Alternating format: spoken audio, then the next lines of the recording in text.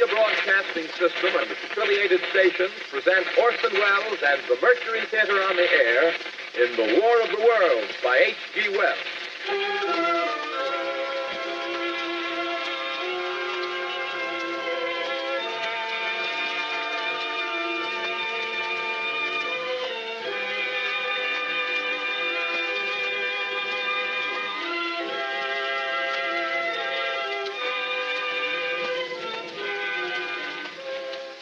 Ladies and gentlemen, the director of the Mercury Theatre and star of these broadcasts, Orson Welles.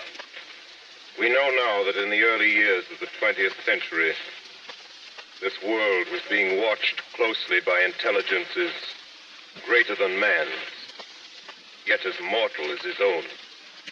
We know now that as human beings busied themselves about their various concerns, they were scrutinized and studied, perhaps almost as narrowly as a man with a microscope might scrutinize the transient creatures that swarm and multiply in a drop of water. With infinite complacence, people went to and fro over the earth about their little affairs, serene in the assurance of their dominion over this small, spinning fragment of solar driftwood, which by chance or design, man has inherited out of the dark mystery of time and space. Yet across an immense ethereal gulf, minds that are to our minds as ours are to the beasts in the jungle, intellects vast, cool, and unsympathetic, regarded this earth with envious eyes and slowly and surely drew their plans against us. In the 39th year of the 20th century came the Great Disillusionment. Near the end of October, business was better. The war scare was over. More men were back at work. Sales were picking up. On this particular evening, October 30th, the Crosley service estimated that 32 million people were listening in on radios. Not much change in temperature. A slight atmospheric disturbance of undetermined origin is reported over Nova Scotia, causing a low-pressure area to move down rather rapidly over the northeastern states, bringing a forecast of rain accompanied by winds of light gale force. Maximum temperature 66, minimum 48. This weather report comes to you from the Government Weather Bureau. We take you now to the Meridian Room in the Hotel Park Plaza in downtown New York, where you will be entertained by the music of Raymond Raquello and his orchestra.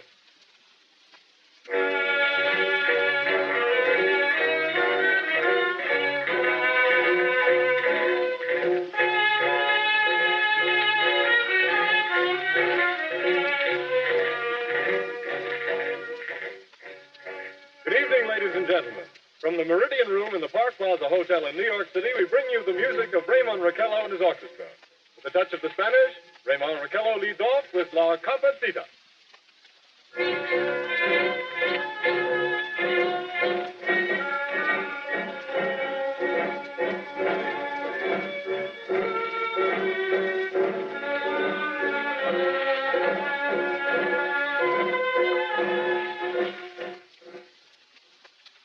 Ladies and gentlemen, we interrupt our program of dance music to bring you a special bulletin from the Intercontinental Radio News.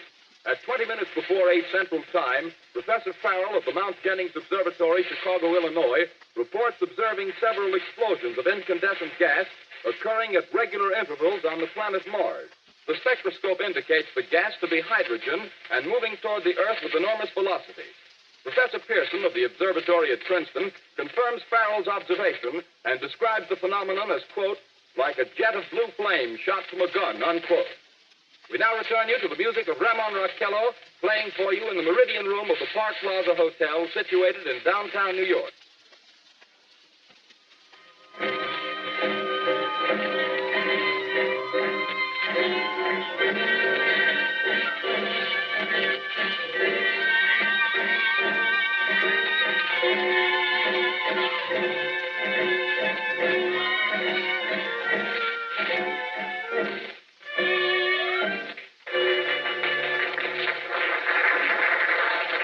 A tune that never loses favor. The ever-popular Stardust. Raymond Raquello and his orchestra.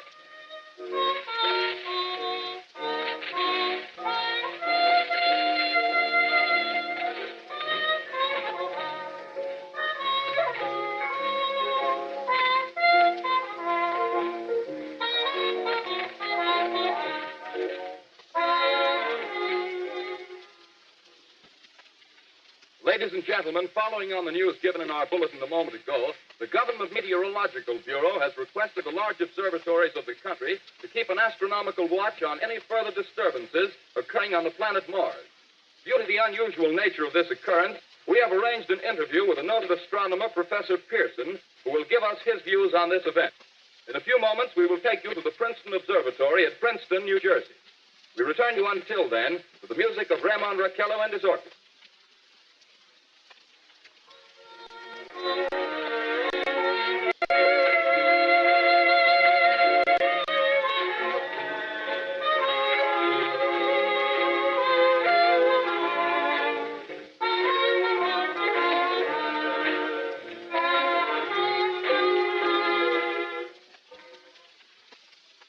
We are ready now to take you to the Princeton Observatory at Princeton, where Carl Phillips, our commentator, will interview Professor Richard Pearson, famous astronomer. We take you now to Princeton, New Jersey. Good evening, ladies and gentlemen. Carl Phillips speaking to you from the observatory at Princeton. I'm standing in a large semicircular room, pitch black except for an oblong split in the ceiling. Through this opening, I can see a sprinkling of stars that cast a kind of frosty glow over the intricate mechanism of the huge telescope. The ticking sound you hear is the vibration of the clockwork. Professor Pearson stands directly above me on a small platform, peering through the giant lens. I'll ask you to be patient, ladies and gentlemen, during any delay that may arise during our interview. Besides the ceaseless watch of the heavens, Professor Pearson may be interrupted by telephone or other communication. During this period, he is in constant touch with the astronomical centers of the world. Professor, may I begin our questions? At any time, Mr. Phillips. Professor, would you please tell our radio audience exactly what you see as you observe the planet Mars through your telescope? Nothing unusual at the moment, Mr. Phillips. A red disk swimming in the blue sea. Transverse stripes across the disk. Quite distinct now because Mars happens to be at the point nearest the Earth, in opposition, as we call it. In your opinion, what do these transverse stripes signify, Professor Pearson? Not canals, I can assure you, Mr. Phillips. They... Although that's the popular conjecture of those who imagine Mars to be inhabited. From a scientific viewpoint, the stripes are merely the result of atmospheric conditions peculiar to the planet.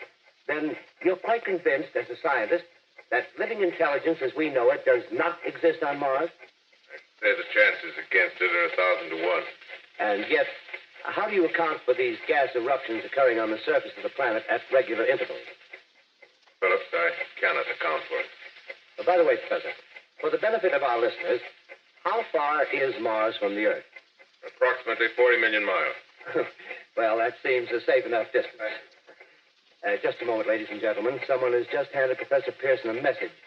While he reads it, let me remind you that we are speaking to you from the observatory in Princeton, New Jersey, where we are interviewing the world-famous astronomer, Professor Pearson. One moment, please. Professor Pearson has passed me a message which he has just received. Professor, may I read the message to the listening audience? Certainly, Mr. Phillips. Ladies and gentlemen, I shall read you a wire addressed to Professor Pearson from Dr. Gray of the Natural History Museum, New York. Quote, 9:15 p.m. Eastern Standard Time. Seismograph registered shock of almost earthquake intensity occurring within a radius of 20 miles of Princeton. Please investigate. Signed, Lloyd Gray, Chief of Astronomical Division. Unquote.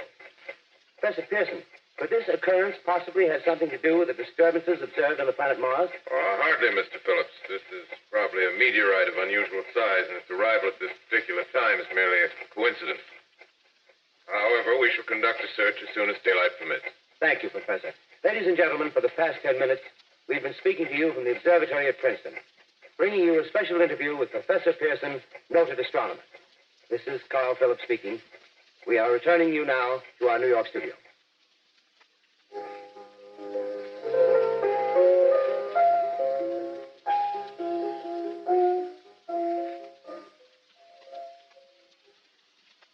Ladies and gentlemen, here is the latest bulletin from the Intercontinental Radio News. Toronto, Canada. Professor Morse of Macmillan University reports observing a total of 3 explosions on the planet Mars between the hours of 7:45 p.m. and 9:20 p.m. Eastern Standard Time. This confirms earlier reports received from American observatories. Now, nearer home, comes a special bulletin from Trenton, New Jersey. It is reported that at 8:50 p.m., a huge flaming object, believed to be a meteorite, fell on a farm in the neighborhood of Grover's Mill, New Jersey, 22 miles from Trenton. The flash in the sky was visible within a radius of several hundred miles, and the noise of the impact was heard as far north as Elizabeth. We have dispatched a special mobile unit to the scene, and we'll have our commentator, Carl Phillips, give you a word picture of the scene as soon as he can reach there from Princeton. In the meantime, we take you to the Hotel Martinet in Brooklyn, where Bobby Millett and his orchestra are offering a program of dance music.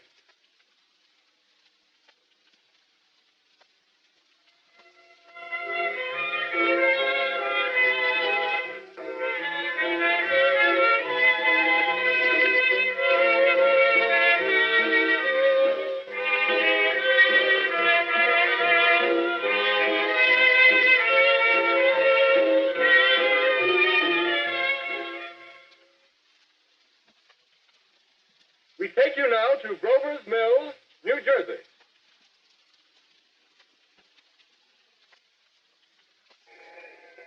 Ladies and gentlemen, this is Carl Phillips again, out at the Wilmot Farm, Grover's Mill, New Jersey. Professor Pearson and myself made the 11 miles from Princeton in 10 minutes.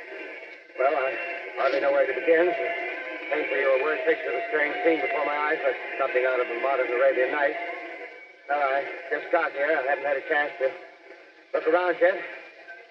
I guess that's it. Yes, I guess that's the thing directly in front of me. Half buried in a vast pit. Must have struck with terrific force. The ground is covered with splinters of a tree. It must have struck on its way down. But I can see the object itself doesn't look very much like a meteor. At least not the meteors I've seen. It looks more like a huge cylinder. Has a diameter of, what would you say, Professor Pearson? What's that? What would you say, what's the diameter of this? About 30 yards. About 30 yards. The metal on the sheath is, well, I've never seen anything like it. The color is sort of yellowish white. The curious spectators now are pressing close to the object in spite of the efforts of the police to keep them back, getting in front of my line of vision. Would you mind standing one side, please? While the police are pushing the crowd back. Here's Mr. Wilmot, owner of the farm here. He may have some interesting facts to add. Mr. Wilmot, would you please tell the radio audience as much as you remember of this rather unusual visitor that dropped in your backyard? Step closer, please. Ladies and gentlemen, this is Mr. Wilmot. Well, I was listening to the radio. Closer and louder, please. Pardon me? Louder, please, closer. Yes. I was listening to the radio and kind of drowsing. That professor fellow was talking about Mars, so I was half dozing and half... Yes, Mr. Wilmot, and then what happened? Well, as I was saying, I was listening to the radio, kind of halfway. Yes, Mr. Wilmot, and then you saw something. Well, not first off. I heard something. And what did you hear? A hissing sound like this. Kind of like a 4th of July rocket. Yes, then what? I turned my head out the window and would have sworn I was asleep and dreaming. Yes? I seen a kind of greenish streak and then zingo. Something smacked the ground, knocked me clear out of my chair. Well, were you frightened, Mr. Wilmot? Well, I ain't quite sure. I reckon I was kind of riled. Well, thank you, Mr. Wilmot. Thank you very much. Yeah, you want me to tell No, that's some quite more? all right. That's plenty. Ladies and gentlemen, you've just heard Mr. Wilmot, owner of the farm where this thing has fallen. I wish I could convey the atmosphere, the background of this fantastic scene. Hundreds of cars are parked in a field in back of us, and the police are trying to rope off the roadway leading into the farm, but it's no use. They're breaking right through. Cars' headlights throw an enormous spotlight on the pit where the object's half buried. Now, some of the more daring souls now are venturing near the edge. The silhouettes stand out against the metal sheen. One man wants to touch the thing. He's having an argument with the policeman. Now, the policeman wins. Now, ladies and gentlemen, there's something I haven't mentioned in all this excitement, but it's becoming more distinct. Perhaps you've caught it already on your radio. Listen, please. Do you hear it? It's a curious humming sound that seems to come from inside the object. I'll move the microphone nearer. Here. Now, we're not more than 25 feet away. Can you hear it now? Professor Pearson. Yes, Mr. Can you tell us the meaning of that scraping noise inside the thing? Possibly the unequal cooling of its surface. I say, do you still think it's a meteor, Professor? What do you think? The metal casing is definitely extraterrestrial. Not found on this Earth. Friction with the Earth's atmosphere usually tears holes in a meteorite. This thing is smooth and you can see its cylindrical Just a minute. shape. Something's happening. Ladies and gentlemen, this is terrific. This end of the thing is beginning to flake off. The top is beginning to rotate like a screw, and this thing must be hollow. Move it! Keep back there! Keep those things back! Keep back there! Keep those idiots back! Take off! The top flew! Go, pal! Stand back! Ladies and gentlemen, this is the most terrifying thing I've ever witnessed. Wait a minute. Someone's calling someone or something. I can see peering out of that black hole two luminous discs. The eyes, it might be a face, might be almost... Good heavens, something wriggling out of the shadow like a gray snake. Now it's another one, and another one, and another one. They look like tentacles to me. I can see the thing's body. Now it's large as a bear. It's glistening like wet leather, but face, ladies and gentlemen, it's indescribable. I can hardly force myself to keep looking at it. It's so awful. The eyes are black, and they gleam like a serpent. The mouth is a kind of V-shape with saliva dripping from its rimless lips. It seems to quiver and pulsate, and the monster, or whatever it is, can hardly move. It seems weighed down by possibly gravity or something. The thing's rising up now, and the crowd falls back. There seem plenty. The most extraordinary experience, ladies and gentlemen. I can't find words. Well, I'll pull this microphone with me as I talk. I'll have to stop the description until I can take a new position. Hold on, will you, please? I'll be right back in a minute.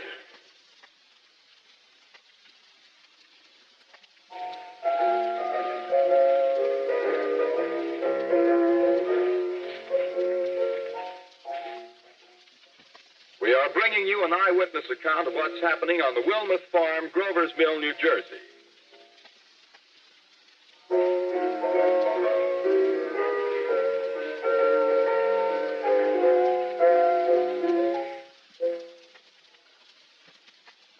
We now return you to Carl Phillips at Grover's Mill. Ladies and gentlemen, am I on? Ladies and gentlemen, here I am, back of a stone wall that adjoins Mr. Wilmer's garden. From here, I get a sweep of the whole scene. I'll give you every detail as long as I can talk and as long as I can see. The more state police have arrived. They're drawing up a cordon in front of the pit. About 30 of them. No need to push the crowd back now. They're willing to keep their distance. The captain's conferring with someone. Can't quite see who. Oh, yes, I believe it's Professor Pearson. Yes, it is. Now they've parted, and the professor moves around one side, studying the object while the captain and two policemen advance with something in their hands. I can see it now. It's a white handkerchief tied to a pole. Flag of truce. Those creatures know what that means, what anything means. Wait a minute. Something's happening. A humped shape is rising out of the pit. I can make out a small beam of light against a mirror. What's that? There's a jet of flame springing from the mirror, and it leaps right at the advancing men. It strikes them head on. Oh, Lord, they're turning into flames. Now the whole field's caught up by the woods, the barns, the gas spreading everywhere. It's coming this way now, about 20 yards to my right.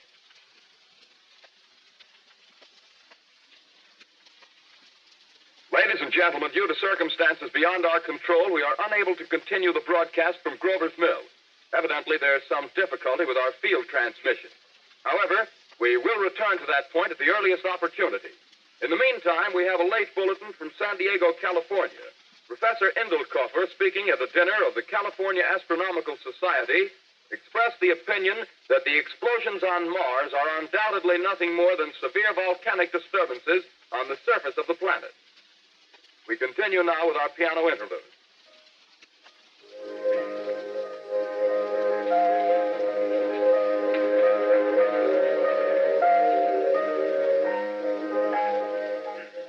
Ladies and gentlemen, I've just been handed a message that came in from Grover's Mill by telephone.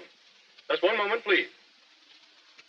At least 40 people, including 6 state troopers, lie dead in a field east of the village of Grover's Mill. Their bodies burned and distorted beyond all possible recognition. The next voice you hear will be that of Brigadier General Montgomery Smith, commander of the state militia at Trenton, New Jersey. I have been requested by the governor of New Jersey to place the counties of Mercer and Middlesex as far west as Princeton and east to Jamesburg under martial law. No one will be permitted to enter this area except by special pass issued by state or military authorities. 4 companies of state militia are proceeding from Trenton to Grover's Mill and will aid in the evacuation of homes within the range of military operations. Thank you. You have just been listening to General Montgomery Smith, commanding the state militia at Trenton. In the meantime, further details of the catastrophe at Grover's Mill are coming in. The strange creatures, after unleashing their deadly assault, crawled back in their pit and made no attempt to prevent the efforts of the firemen to recover the bodies and extinguish the fire. The combined fire departments of Mercer County are fighting the flames which menace the entire countryside. We have been unable to establish any contact with our mobile unit at Grover's Mill, but we hope to be able to return you there at the earliest possible moment. In the meantime, we take you to... Just one moment, please. Ladies and gentlemen, I have just been informed that we have finally established communication with an eyewitness of the tragedy. Professor Pearson has been located at a farmhouse near Grover's Mill, where he has established an emergency observation post. As a scientist, he will give you his explanation of the calamity. The next voice you hear will be that of Professor Pearson, brought to you by direct wire. Professor Pearson.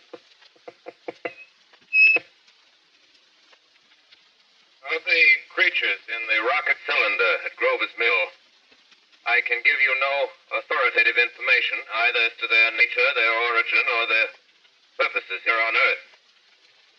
Of their destructive instrument, I might venture some conjectural explanation.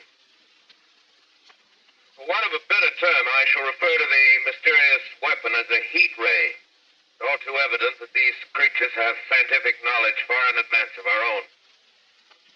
It's my guess that in some way they are able to generate an intense heat in a chamber of practically absolute non-conductivity. This intense heat they project in a parallel beam against any object they choose by means of a polished parabolic mirror of unknown composition, much as the mirror of a lighthouse projects a beam of light. That is my conjecture of the origin of the heat ray. Thank you, Professor Pearson. Ladies and gentlemen, here is a bulletin from Trenton. It is a brief statement informing us that the charred body of Carl Phillips has been identified in the Trenton Hospital. Now, here's another bulletin from Washington, D.C.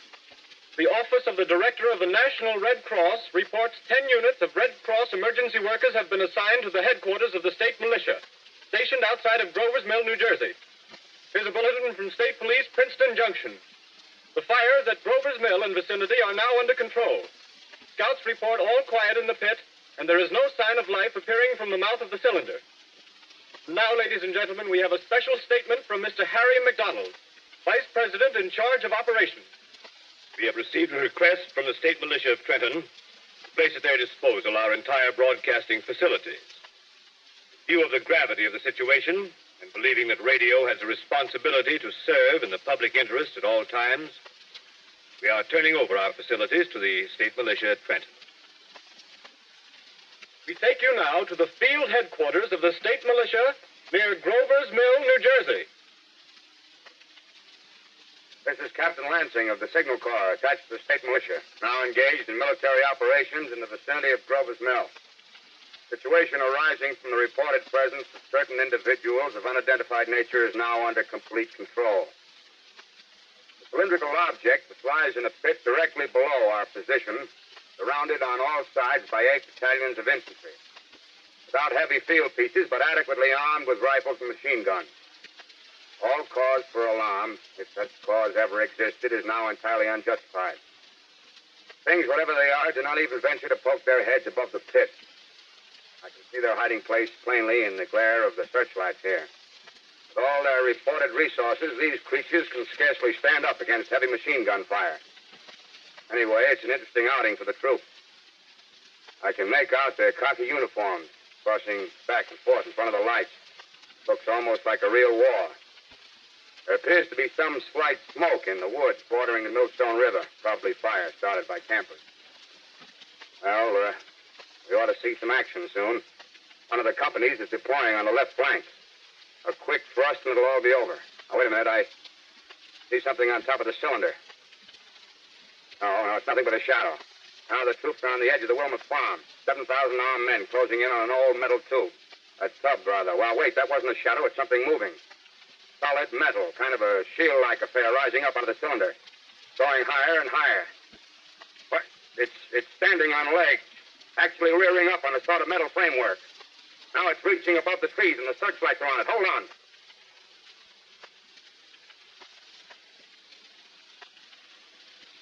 Ladies and gentlemen, I have a grave announcement to make. Incredible as it may seem, both the observations of science and the evidence of our eyes lead to the inescapable assumption that those strange beings who landed in the Jersey farmlands tonight are the vanguard of an invading army from the planet Mars. The battle which took place tonight at Grover's Mills has ended in one of the most startling defeats ever suffered by an army in modern times. 7,000 men armed with rifles and machine guns pitted against the single fighting machine of the invaders from Mars. 120 known survivors. The rest strewn over the battle area from Grover's Mill to Plainsboro, crushed and trampled to death under the metal feet of the monster, or burned to cinders by its heat ray. The monster is now in control of the middle section of New Jersey and has effectively cut the state through its center. Communication lines are down from Pennsylvania to the Atlantic Ocean. Railroad tracks are torn and service from New York to Philadelphia discontinued, except routing some of the trains through Allerton and Phoenixville. Highways to the north, south, and west are clogged with frantic human traffic. Police and army reserves are unable to control the mad flight. By morning, the fugitives will have swelled Philadelphia, Camden, and Trenton. It is estimated to twice their normal population. Martial law prevails throughout New Jersey and eastern Pennsylvania. At this time, we take you to Washington for a special broadcast on the national emergency. The Secretary of the Interior. Citizens of the nation, I shall not try to conceal the gravity of the situation that confronts the country, nor the concern of your government in protecting the lives and property of its people. However, I wish to impress upon you, private citizens and public officials, all of you, the urgent need of calm and resourceful action. Fortunately, this formidable enemy is still confined to a comparatively small area, and we may place our faith in the military forces to keep them there. In the meantime, placing our faith in God, we must continue the performance of our duties, each and every one of us, so that we may confront this destructive adversary with a nation united, courageous, and consecrated to the preservation of human supremacy on this earth. I thank you. You have just heard the Secretary of the Interior speaking from Washington. Bulletins too numerous to read are piling up in the studio here. We're informed that the central portion of New Jersey is blacked out from radio communication due to the effect of the heat ray upon power lines and electrical equipment. Here is a special bulletin, New York. Cables have been received from English, French, and German scientific bodies offering assistance. Astronomers report continued gas outbursts at regular intervals on the planet Mars. The majority voiced the opinion that the enemy will be reinforced by additional rocket machines. There have been several attempts made to locate Professor Pearson of Princeton, who has observed Martians at close range. It is feared he was lost in the recent battle. Langham Field, Virginia. Scouting planes report 3 Martian machines visible above treetops, moving north toward Somerville with population fleeing ahead of them. The heat ray is not in use, although advancing at express train speed, invaders pick their way carefully.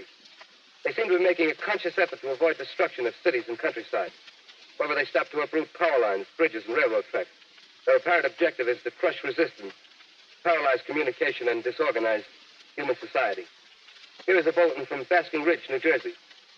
Coon hunters have stumbled on a second cylinder similar to the first, embedded in the Great Swamp 20 miles south of Morristown.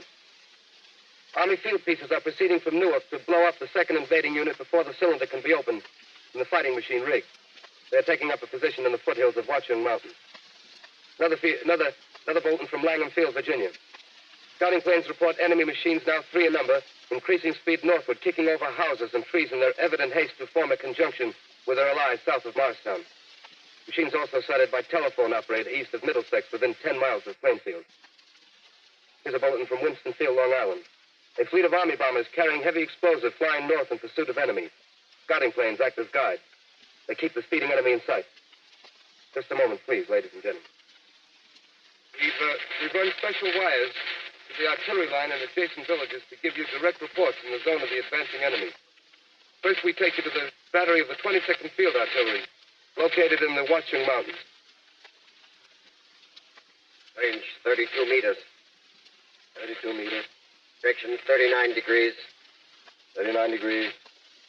Fire. 140 yards to the right, sir. Shift range 31 meters. 31 meters. Projection 37 degrees. 37 degrees. Fire. Hit that. Got the tripod of one of them. Stop. The others are trying to repair it. Quick, get the range. Shift 30 meters. 30 meters. Projection 27 degrees. 27 degrees. Fire.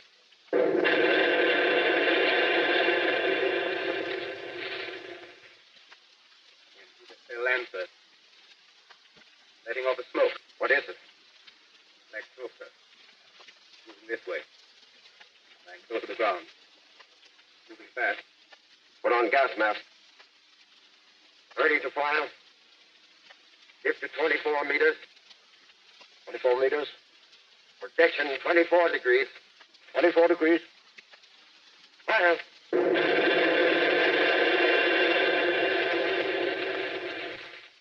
I can't see, sir. We're coming nearer. Get the range. 33 meters. 23 meters. 23 meters. 22. 22.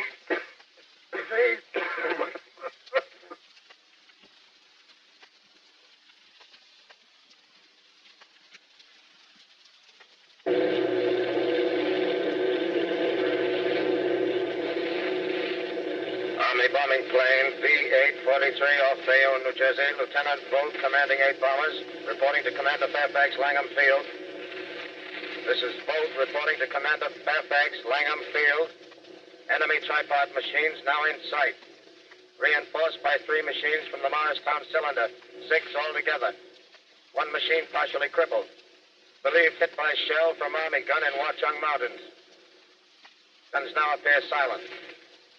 A heavy black fog hanging close to the earth of extreme density, nature unknown. No sign of heat ray. Enemy now turns east, crossing Passaic River into the Jersey marshes. Another straddles the Pulaski Skyway. Evident objective is New York City. They're pushing down a high-tension power station. Machines are close together now, and we're ready to attack. Planes circling, ready to strike. 1,000 yards, and we'll be over the first. 800 yards.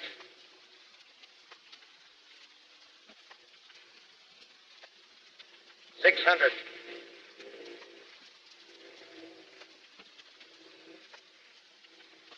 400. 200. There they go. Giant arm raised. Green flash. They're spraying us with flame. 2,000 feet. Engines are giving out. No chance to release bombs. Only one thing left. Drop on them, plane and all. We're diving on the first one. Now the engine's gone. 8.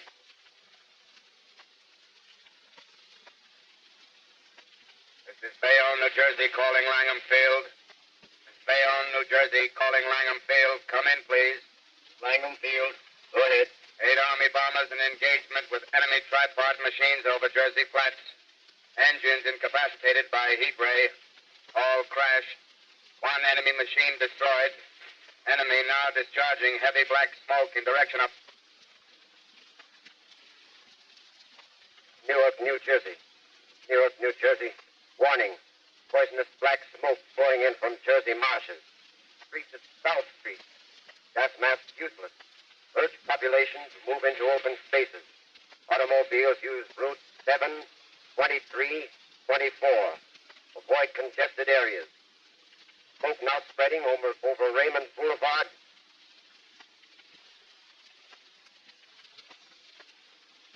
To calling CQ, 2X2L, calling CQ, 2X2L, calling 8X3R, come in, please. This is 8X3R coming back at 2X2L. How's reception? Hey, please.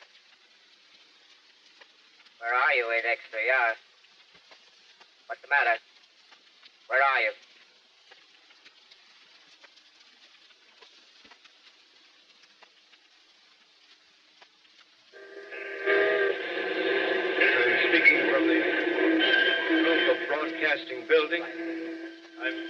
From the roof of Broadcasting Building, New York City. The bells you hear are ringing to warn the people to evacuate the city as Martians approach.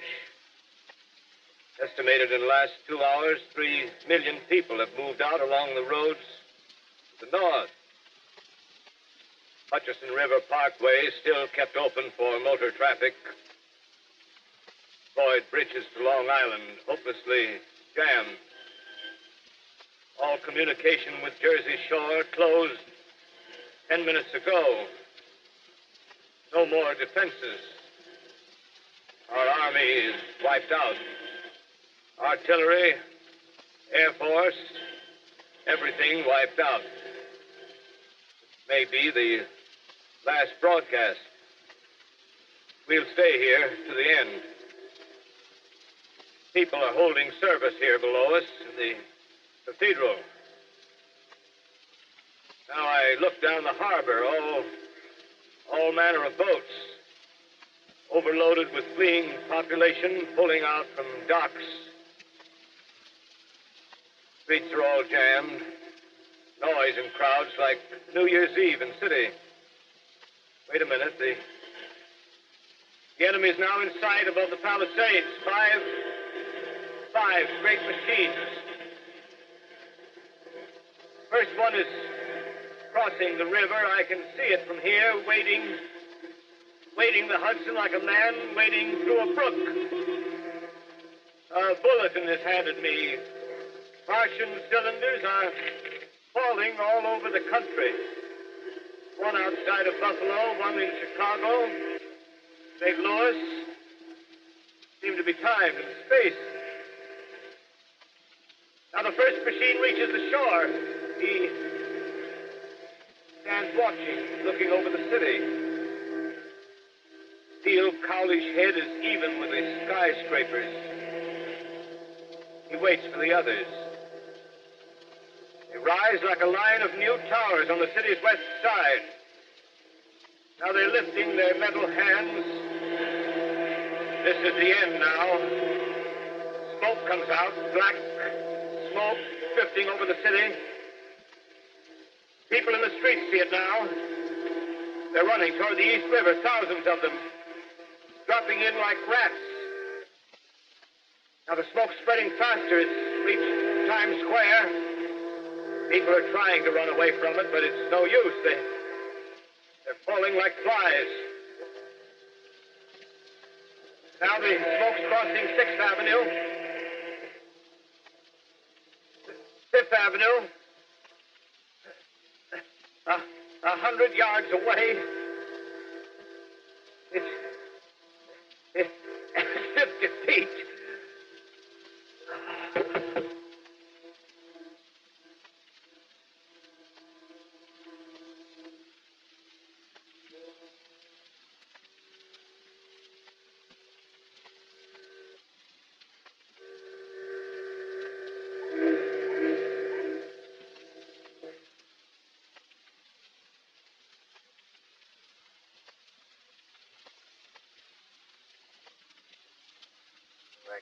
Well, calling CQ.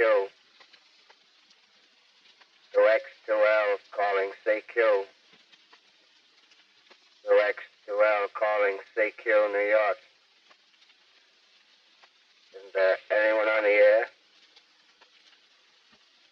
Isn't there anyone on the air? Isn't there anyone? 2X, 2L.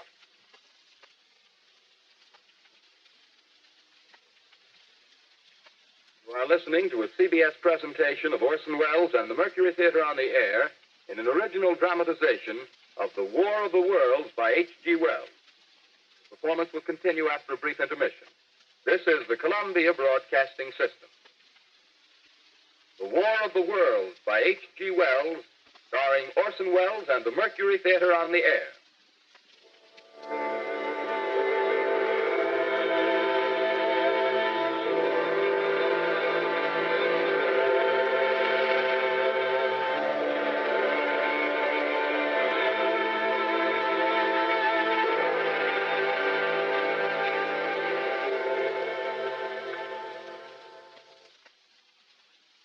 As I set down these notes on paper, I'm obsessed by the thought that I may be the last living man on Earth.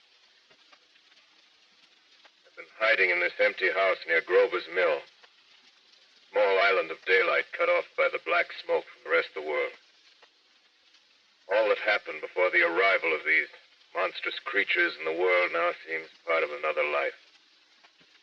A life that has no continuity with the present. Furtive existence of the lonely derelict who pencils these words on the back of some astronomical notes bearing the signature of Richard Pearson. Look down at my blackened hand. Try to connect them with a professor who lives at Princeton and who, on the night of October 20th, glimpsed through his telescope an orange splash of light on a distant planet.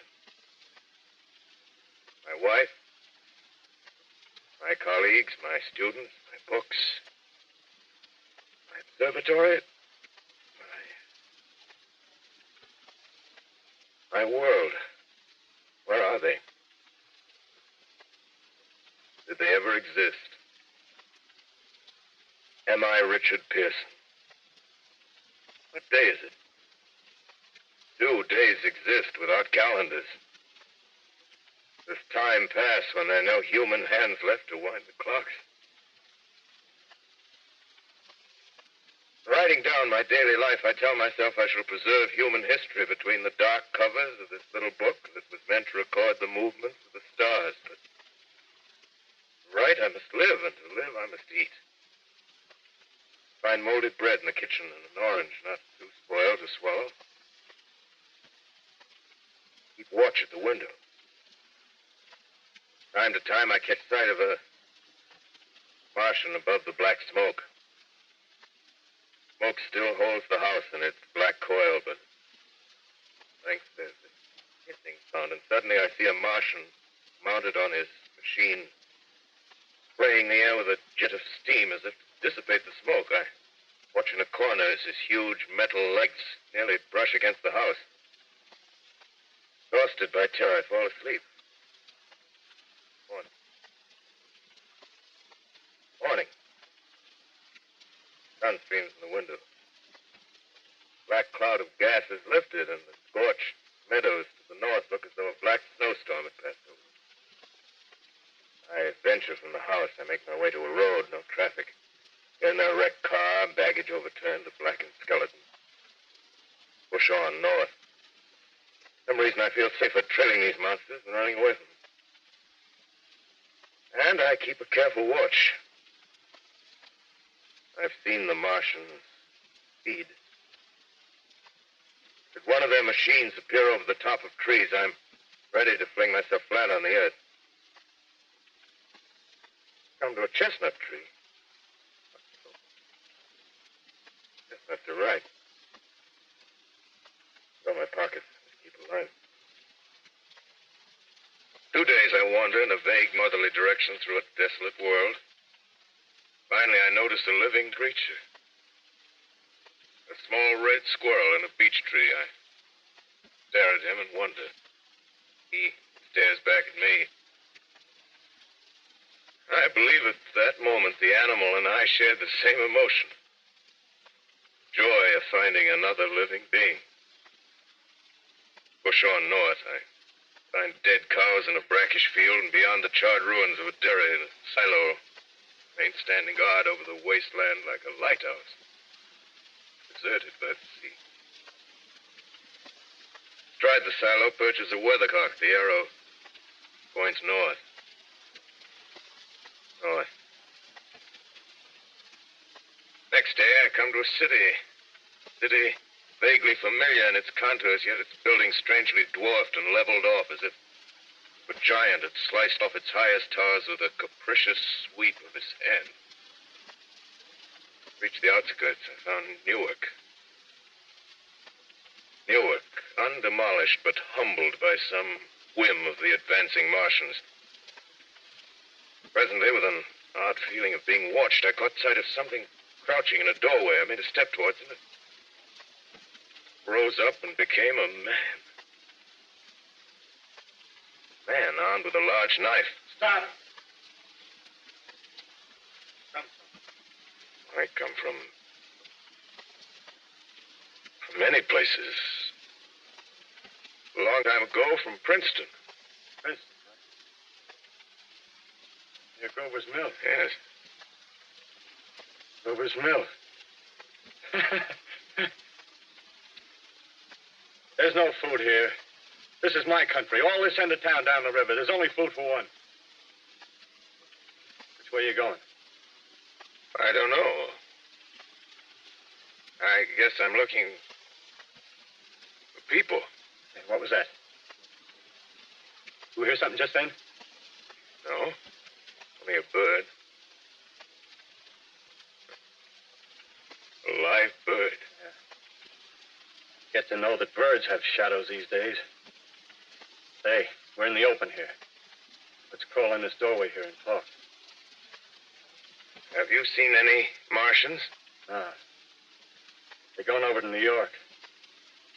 Night, the sky's alive with their lights, just as if people were still living in it. Daylight, you can't see them. 5 days ago, a couple of them carried something big across the flats from the airport. I think they're learning how to fly. Fly? Yeah, fly. Then it's all over with humanity. Stranger, there's still you and I. 2 of us left. They got themselves in solid. They wrecked the greatest country in the world. Those green stars, they're probably falling somewhere every night. They've only lost one machine. There isn't anything to do. We're done. We're licked. Where were you? You're in a uniform. Yeah, what's left of it. I was in the militia. National Guard. That's good. There wasn't any war. Any more than there's war between men and ants. Yes, but we're eatable ants. I found that out. What'll they do to us? I thought it all out. Right now, we're caught as we're wanted. Martian only has to go a few miles to get a crowd on the run. But they won't keep on doing that. They'll begin catching us systematic, like keeping the best and storing us in cages and things. They haven't begun on us yet. Not begun? Not begun. All that's happened so far is because we don't have sense enough to keep quiet. Bothering them with guns and such stuff and losing our heads and rushing off in crowds. Instead of our rushing around blind, we got to fix ourselves up. Fix ourselves up according to the way things are now. Cities, nations, civilization, progress. Yes, but if that's so, what is there to live for? Well, there won't be any more concerts for 1 million years or so, and no nice little dinners at restaurants. If it's amusement you're after, I guess the game's up. What is there left? Life, that's what. I want to live. Yeah, and so do you. We're not going to be exterminated. And I don't mean to be caught either. Tamed and fattened and bred like an ox. What are you going to do? I'm going on. Right under their feet. I got a plan. We men as men, we're finished. We don't know enough. We got to learn plenty before we get a chance. We've got to live and keep free while we learn, see? I've thought it all out, see? Well, tell me the rest. Well, it isn't all of us that are made for wild beasts. That's what it got to. That's what it got to be. That's why I watched you. Watched you. All those little office workers that used to live in these houses. They be no good. They haven't any stuff in them. Run. Run off to work. I've seen hundreds of them running to catch their commuter's train in the morning. Afraid they'd get canned if they didn't. Running back at night. Afraid they wouldn't be in time for dinner. Lives insured and a little invested in case of accident. Yeah, and on Sundays, worried about the hereafter. Martians, they'll be a godsend for those guys. Nice, roomy cages, good food, careful breeding, no worries. Yeah, after a week or so of chasing around the fields on empty stomachs, they'll come and be glad to be caught. You've thought it all out, haven't you? Sure, you bet I have. That isn't all. These Martians are going to make pets of something. Train them to do tricks. Who knows, get sentimental over the pet boy who grew up and had to be killed. Yeah. Some maybe. They'll train to hunt us. Oh, no. Possible. Yes, they will. There's men who do it gladly. Me, by... Meantime, you and I and others like us, where are we to live when the Martians own the Earth? I got it all figured out. To live underground. I've been thinking about the sewers.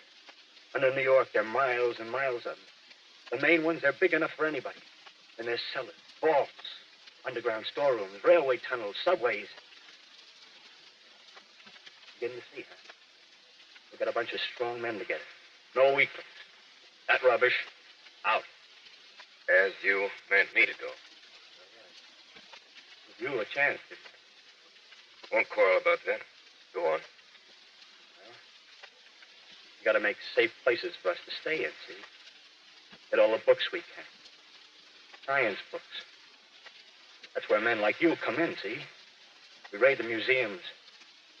We'll even spy on the Martians. May not be so much we have to learn before... Just imagine this. 4 or 5 of their own fighting machines suddenly start off. Heat rays right and left. Not a Martian in them. Not a Martian in them, see? But men. Men who've learned the way how.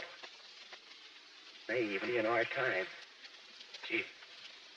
Imagine having one of them lovely things with its heat ray wide and free. We'd turn it on Martians. We'd turn it on men. We'd bring everybody down on their knees. That's your plan. You, me, more. We'd own the world. I see. Hey. What's that? Going. Not to your world. Bye, stranger. Well, after parting with the artilleryman, I came at last to the Holland Tunnel, entered that silent tube. Anxious to know the fate of the great city on the other side of the Hudson. Cautiously, I came out of the tunnel and made my way up Canal Street. Reached 14th Street, and there again were black powder and several bodies and an evil, ominous smell from the gratings of the cellars of some of the houses. I wandered up through the 30s and 40s, stood alone on Times Square. Caught sight of a lean dog running down 7th Avenue with a piece of dark brown meat in his jaws. Pack of starving mongrels at his heels.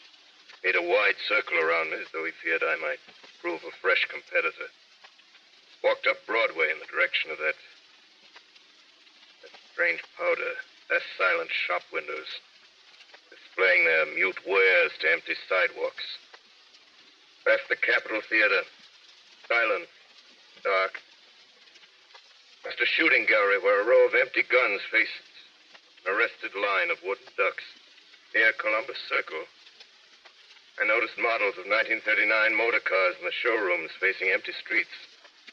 Over the top of the General Motors building, I watched a flock of black birds circling in the sky.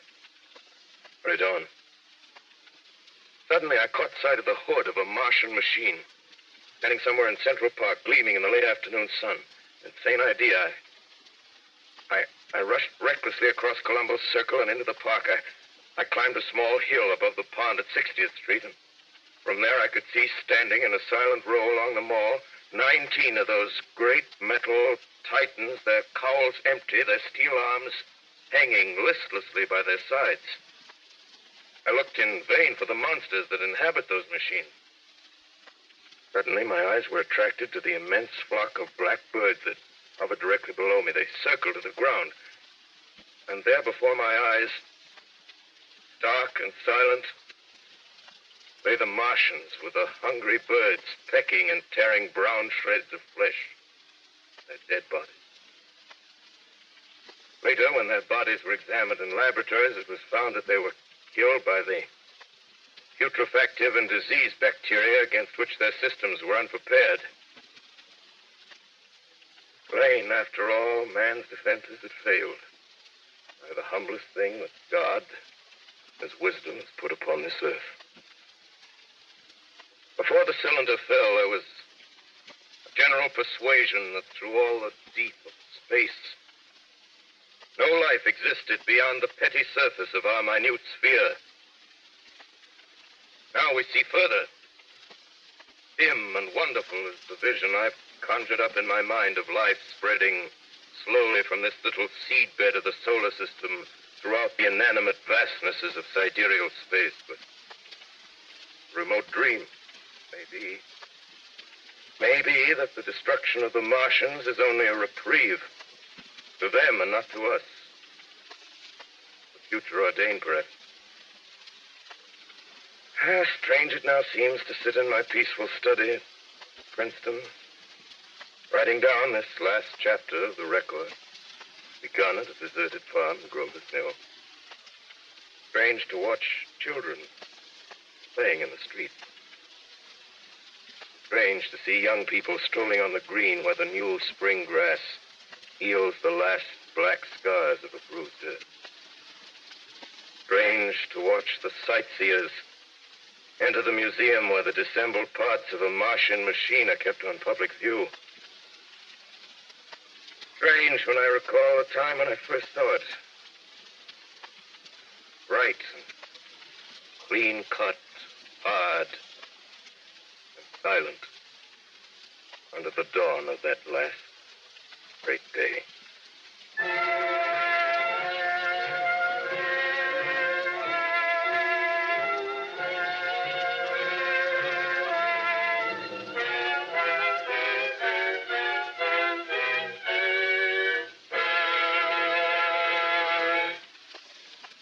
This is Orson Welles, ladies and gentlemen. Out of character, to assure you that the War of the Worlds has no further significance than as the holiday offering it was intended to be. The Mercury Theatre's own radio version of dressing up in a sheet and jumping out of a bush and saying boo. Starting now, we couldn't soap all your windows and steal all your garden gates. By tomorrow night, so we did the best next thing. We annihilated the world before your very ears and utterly destroyed the CBS. You will be relieved, I hope, to learn that we didn't mean it, and that both institutions are still open for business. So goodbye, everybody, and remember, please, for the next day or so, the terrible lesson you learned tonight. That grinning, glowing, globular invader of your living room is an inhabitant of the pumpkin patch, and if your doorbell rings and nobody's there, that was no Martian. It's Halloween.